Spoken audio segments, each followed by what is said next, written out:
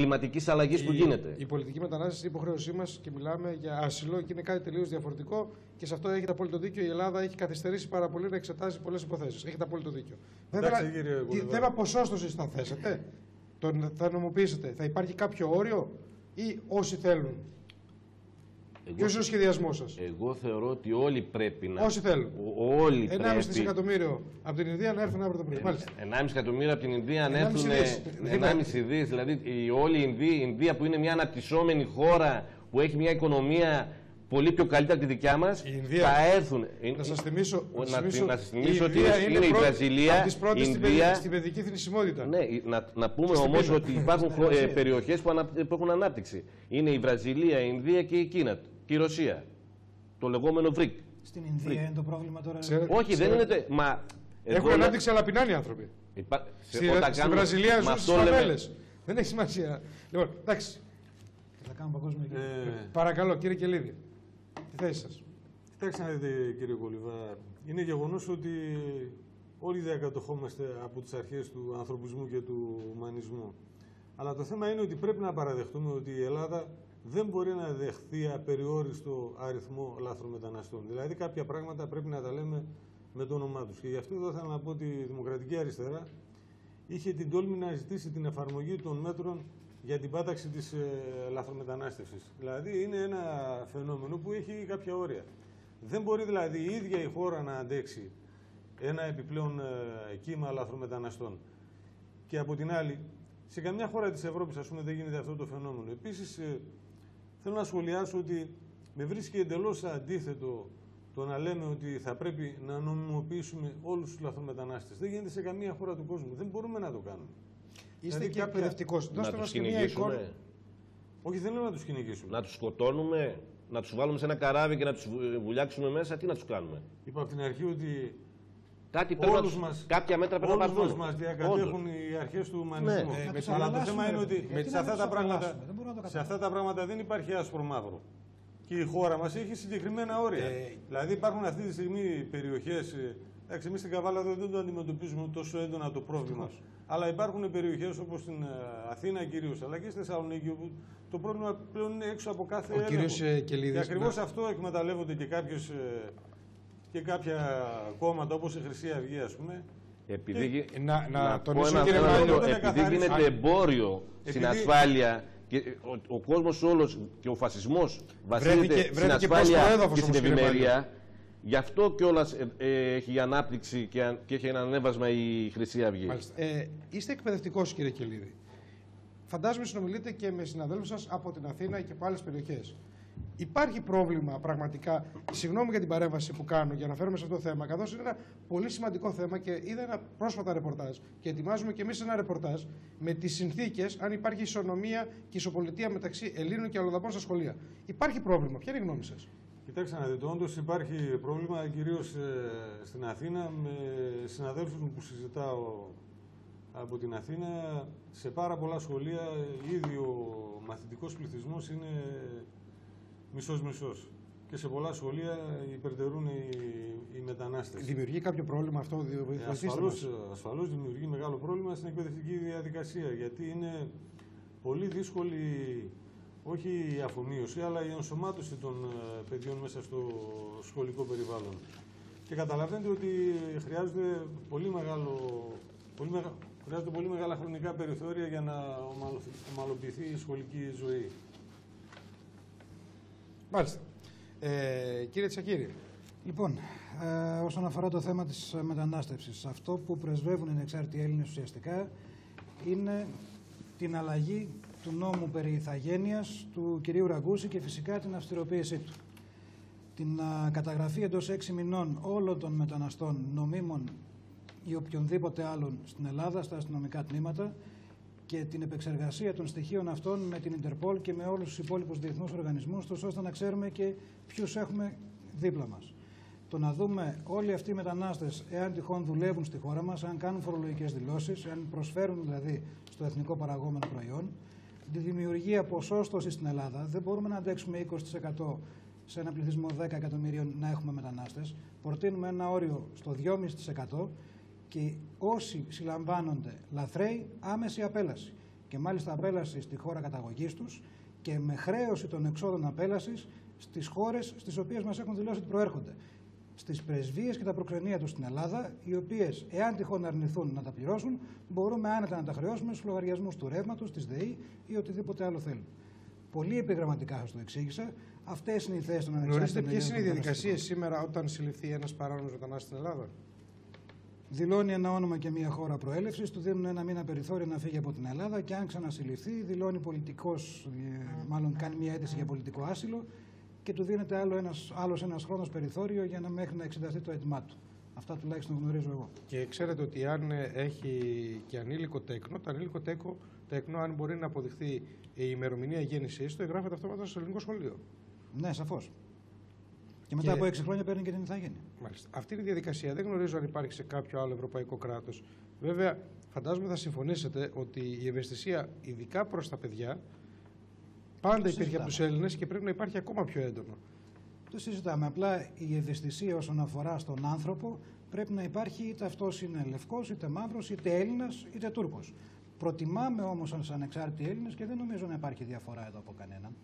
Το να μην κλαίει και να μην πεινάει ο γιος και η κόρη ενός Έλληνα και λυπάμαι που θα το πω από το γιο ή την κόρη ενός λαθρέα εισερχόμενου μετανάστη στην πατρίδα μου. Δεν θα τον πειράξω, να το πούμε έτσι, ούτε θα τον κλείσω φυλακή με τα στρατόπεδα τα οποία οργανώνονται σήμερα. Βέβαια, εκεί... Στρατόπεδα συγκέντρωσης.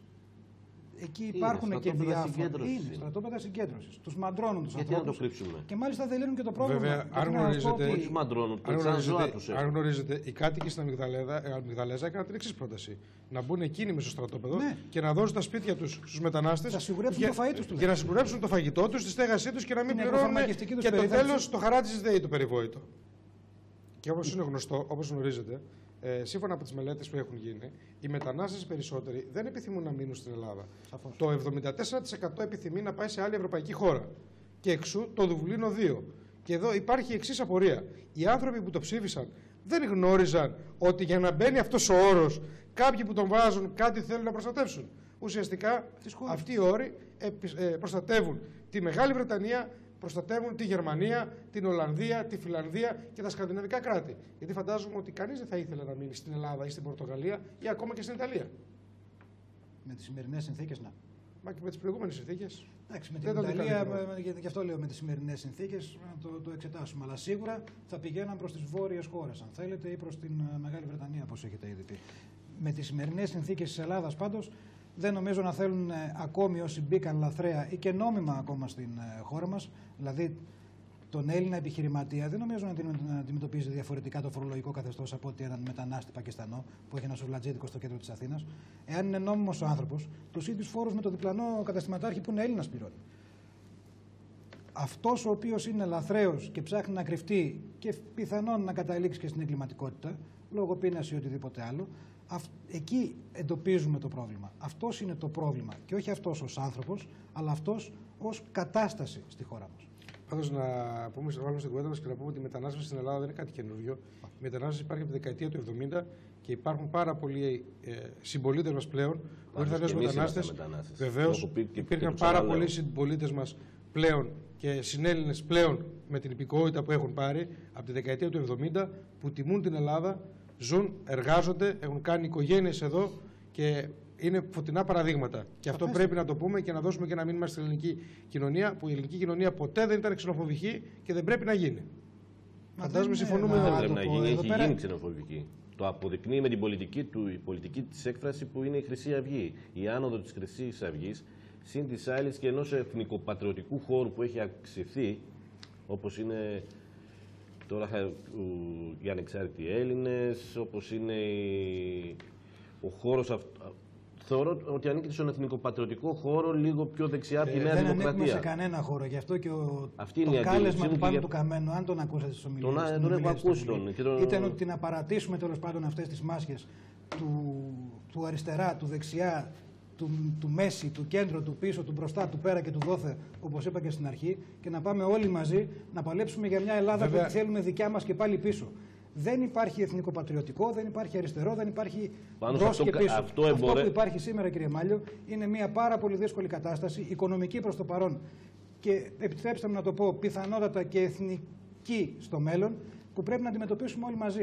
Δεν με ενδιαφέρει εμένα αν είναι ο άλλος που απέναντί μου αριστερός ή οτιδήποτε άλλο. Αν μου επιτρέπετε, παρατηρούμε ότι η Δημοκρατική Αριστερά έχει θέσεις παρόμοιες με πάρα πολλά κόμματα, αν και αριστερό κόμμα έχει θέσεις, γνωρίζει τα προβλήματα, έχει προτείνει λύσεις. Εγώ χάρηκα με το λόγο του κυρίου Κελίδη προηγουμένως όσον αφορά το θέμα του μεταναστευτικού. Πραγματικά από αριστερό λόγο είναι από τους λίγους χώρους γενικά στην Ευρώπη με τόσο σοβαρό λόγο. Ο χώρος της Δημοκρατικής Αριστεράς θεωρώ ότι είναι η ανασυγκρότηση του σοσιαλιστικού χώρου, της σοσιαλδημοκρατίας, έτσι όπως εκφράζεται σήμερα. Ευχαριστώ πολύ για τα καλά σας λόγια για την Δημοκρατική Αριστερά. Αυτό πιστεύω να εκφραστεί για την Κυριακή στις κάλπες. Λοιπόν, εδώ είμαστε όμως για να κάνουμε. Διαφωνούμε και στα εθνικά, αλλά. Εδώ είμαστε για να κάνουμε ερωτήσεις. Θα βρούμε μέσα λύσεις. Τελευταία ερώτηση και κλείσιμο μαζί. Παρακαλώ, όσο πιο σύντομοι μπορείτε να είστε, και θα μιλήσουμε για την εγκληματικότητα. Ποια είναι η θέση των κομμάτων σας και το κλείσιμο, παρακαλώ. Να ξεκινήσω από εσάς, κύριε Τσακίρη, αυτή τη φορά.